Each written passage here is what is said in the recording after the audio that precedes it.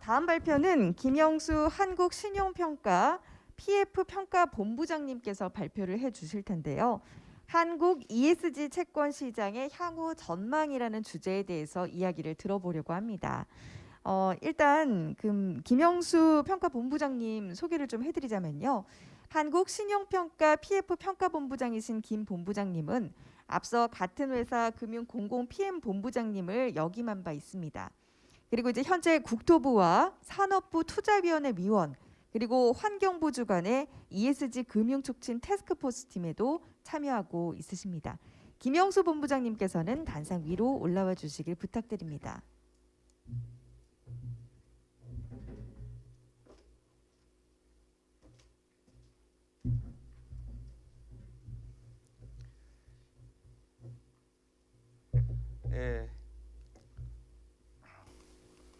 예, 안녕하십니까. 저는 한국신용평가의 김영수입니다.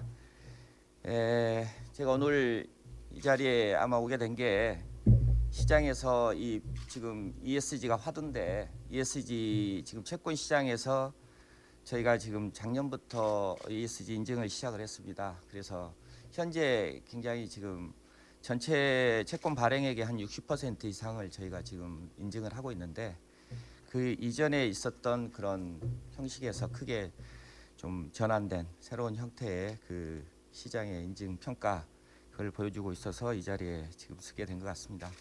저희가 지금 저희 주주가 100% 무디스인데 사실 무디스가 이 시장에 대해서 ESG에 대해서 글로벌하게 벌써 한 3, 4년 전부터 이 시장이 앞으로 대세가 이 ESG 쪽으로 갈 수밖에 없다.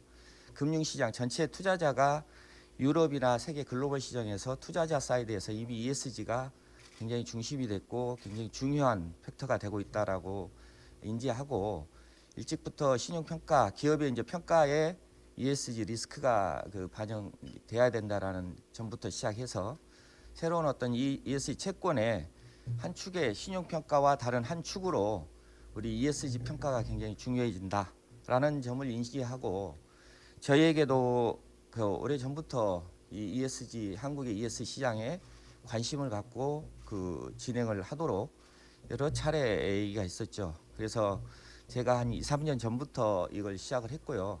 저희 내부적으로는 상당한 기간 연구를 했고 앞서 저기 환경부 과장님도 계시지만 정부와 금융이라든지 감독원 또 여러 부처의 여러 가지로 ESG 채권 시장 금융시장의 활성화라든지 방안을 위해서 여러 가지로 지금까지 노력해 왔습니다. 그 부분이 지금 최근에 어떤 결과로 연결되지 않았나 이렇게 생각합니다. 오늘 저는 이제 시장에 대해서 최근에 굉장히 ESG 시장이 크게 화랑세를 보이고 있는데 이러한 어떤 분위기가 어떻게 이루어진 거고 앞으로 이 시장이 어떻게 될 건지 그리고 여기에 채권 발행에 있어서 중요한 우리 ESG 채권에 대한 인증, 평가에 대한 내용에 대해서 말씀드리도록 하겠습니다. 최근 글로벌 시장은 아시다시피 굉장히 큰 폭으로 성장을 했습니다. 이미 3, 4년 전부터 굉장히 높은 폭으로 성장을 했고 특히 글로벌 시장에서는 보시다시피 녹색 채권으로 시작을 했습니다. 거의 소셜은 거의 굉장히 일부였고 크게 이 시장에서 ESG 채권이라고 하지만은 녹색 채권이 주도를 해왔고요. 보시다시피 최근에 와서 거의 한 2, 3년 사이에 와가지고 소셜 사회 채권이 발행하게 된 겁니다. 그래 지금 우리가 용어를 ESG 채권이라고 하지만 근본적으로 세계적으로는 ESG 채권이 아니라 지속 가능 채권이라고 하고 원래부터 이제 녹색 채권으로 시작을 했죠. 거기에 사회 채권, 소셜 채권이 붙어서 저게 합해져서 지금 지속 가능 채권으로 불리고 있는 겁니다. 우리가 ESG 채권이라고 하는 건 조금 우리 국내에서 하도 ESG라는 용어가 일반화되었기 때문에 거기에 채권을 붙인 형태고요. 공식적으로는 이제 녹색 채권, 사회 채권 그리고 지속 가능 채권 이렇게 부르고 있죠. 세계적인 특징은 녹색 채권이 중심이 되고 있고 최근에 사회 채권이 늘어난 건 당연히 지금 코로나라든지 이슈로 인해서 정부의 재정 정책이 크게 각 국마다 크게 늘어났기 때문에 그런 원인도 있고요. 녹색뿐만이 아니라 사회적 기업에 대한 그 투자자들의 인식이 높아졌다라는 부분도 이제 반영이 된 것입니다. 국내 시장을 보면은 국내에서는 오른쪽 보면 사실 2018년에 시작을 했지만 2018년 산업은행이 처음 발행한 것부터 시작을 했습니다. 그 이후에 2019년, 20년 금액적으로 이제 크게 늘어났는데 그 숫자로 보면은 이제 2019년, 20년 전체 기업 수로 보면 큰 차이가 없습니다. 뭐 그래프 색깔이 조금 다르게 됐는데 녹색 채권이 지금 파란색이고 사회 채권이 녹색입니다. 조금 혼동이 있을 수 있는데 지금 보시면은 국내가 오른쪽을 보시면 국내 대부분의 채권이 이 파란 그 2020년까지는 거의 사회 채권, 녹색 채권이 거의 굉장히 적고 2019년에는 그나마 조금 있었지만 2020년에는 거의 없었습니다. 한두 개 기업밖에 녹색 채권을 발행을 하지 않았죠. 근데 2021년 올해 들어와 가지고 급속도로 지금 파란색 부분이 녹색 채권인데 크게 늘어나고 있습니다. 이제 한 3개월 됐는데 3개월 사이에 이 녹색으로 그려진 사회 채권은 크게 줄고 녹색 채권이 크게 늘어나고 있습니다. 금액적으로는 지금 왼쪽으로 보면 올해 뭐 작년에 굉장히 이게 지금 뒤에 보시겠지만은 우리 주택금융공사 때문에 그렇습니다. 주택금융공사 전체 발행액의 거의 90% 이상을 차지하고 있기 때문에 주택금융공사를 제외하면은 사실 금액적으로 볼 때 그렇게 큰 부분이 아니고요. 금년도에 지금 굉장히 많은 기업들이 기업 수로 보면은 이미 3개월 만에 3개월도 안 된 상황에 전년도 전체 발행 기업 수를 지금 상회하고 있습니다. 굉장히 빠른 속도로 기업들의 발행이 늘어나고 있는 것이죠. 좀 구체적으로 보면 오른쪽을 먼저 보시면 최근 3년간의 구성 내용을 보면 거의 그 주택금융공사, 그 다음에 공기업, 그 다음에 은행이라고 했지만 산업은행, 국민은행, 뭐 기업은행, 거의 정책금융기관, 그러니까 공공 부분 위주로 거의 발행이 이루어졌었고 민간 부분, 여전사나 여전사의 뭐 카드 캐피탈 회사들인데 그런 여전사 일부나 일반 회사 비중은 정말 일반 기업은 거의 없었습니다. 최근 작년까지 대부분의 일반 기업이 거의 이쪽에 관심이 없었어요. 굉장히 적은 발행이었는데 금년 들어서 왼쪽이 올해 부분인데 금액으로는 주택금융공사 이쪽이 크긴 하지만 일반 회사, 일반 기업이나 기타 금융기관 이런 부분이 굉장히 늘어났습니다. 최근에 발행은 올해 들어와서는 거의 일반 기업의 그 회사채 발행할 때 ESG에 지금 문의를 하고 있습니다. 저희가 한 20여 개 지금 평가를 하고 있는데 문의만 해도 한 7, 80개 기업들이 문의하고 있습니다. 그러니까 굉장히 많은 기업들이 시장에서 ESG 채권 발행을 지금 차지하고 있습니다. 자, 이렇게 된 배경은 물론 이제 지금 작년까지만 하도 기업들이 ESG 채권 발행에 대해서 그렇게 메리트를 느끼지 못했습니다. 거의 뭐 레퓨테이션 효과 이외에 실질적인 효과가 그렇게 크지 않다고 판단을 하고 했었기 때문에 거의 큰 관심이 없었는데 지금 보시면은 지속적으로 사회에서 우리 이 기후라든지 환경, ESG 책임 문제에 대해서 지속적으로 계속 사회적으로 그 인식이 있었고 특히 우리나라는 지금 정부 앞서 환경부에서도 말씀 주셨겠지만 정부가 관심을 이 부분에 대한 굉장히 강한 의지를 갖고 정책을 추진하고 있습니다. 이 부분이 이제 결정적이고요. 결정적으로 또 하나가 이제 작년 말에 우리 국민연금에서 앞으로 향후 2년간 전체 자산의 50%까지 투자를 하겠다. 이런 부분이 전체 시장에서 전체 채권 투자자를 크게 움직인 계기가 됐던 것입니다. 그 이후로 작년 12월부터 많은 투자자 그리고 기업들이 관심을 갖고 이쪽 확산되고 있는 것이죠. 여기에 이제 불을 붙인 게 기업들이 각자 아까 뭐 선언들 환경과 관련된 여러 선언들이라든지 ESG 경영 선언 이런 것들이 지금 사회적으로 영향을 미치고 있는 것입니다. 뭐 이런 내용들이 지금 기사에 이렇게 엄청나게 기사가 나오고 있습니다. 각종 관련된 내용이 터져 나오고 있고 지금 뭐 이 관련된 그 시장에 신문된 주요 이슈가 되고 있기도 합니다.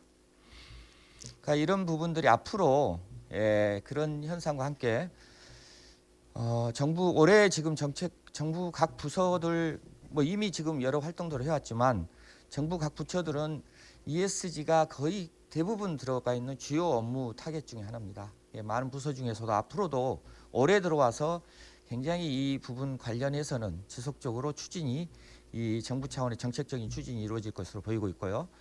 예, 정부 위에도 뭐 국회라든지 각 그룹이라든지 금융기관들이 연이어서 이런 부분에 지속적인 관심을 갖고 이루어지고 있기 때문에 향후 단기적으로는 굉장히 이 시장이 앞으로 계속 확대될 것이다.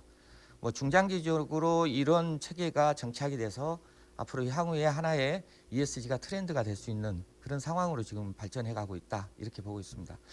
그래서 이제 이 과정에서 채권을 발행을 많이 하고 있는데 이전에는 그렇게 채권에 대한 그 발행에 대해서 인증이나 평가에 대해서 중요성을 인지하지 못했지만 이제는 그게 과거에 지금 발행을 해놓고도 제대로 이행이 하지 않는 소위 말한 그린워싱 현상들이 많이 있었지만 이제 이런 부분에 대해서 투자자들이 굉장히 관심을 갖고 있고 앞서 말씀드렸듯이 이제 정부 사이드에서도 이 부분의 정확한 평가 기준 이런 것들이 중요해진 계기가 됐습니다.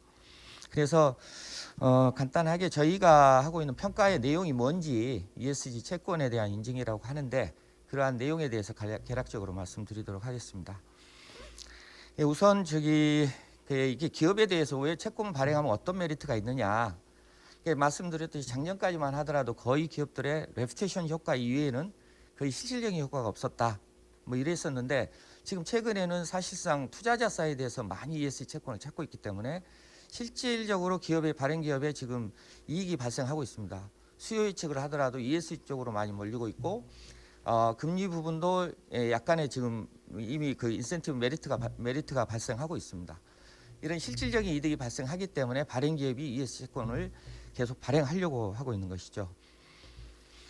저희가 이제 평가의 근거는 여러 국제적인 기준이 있습니다만은 크게 지금 두 가지를 저희가 국제적으로는 기준을 삼고 있습니다. 그 국제자본시장협회 ICMA로 해서 이 투자자 사이드죠. 여기서 계속 그 가이드라인이라든지 그 각 채권 발행의 원칙들을 발표하고 있습니다. 이게 이제 세계적으로 가장 기본이 되는 기준이고요.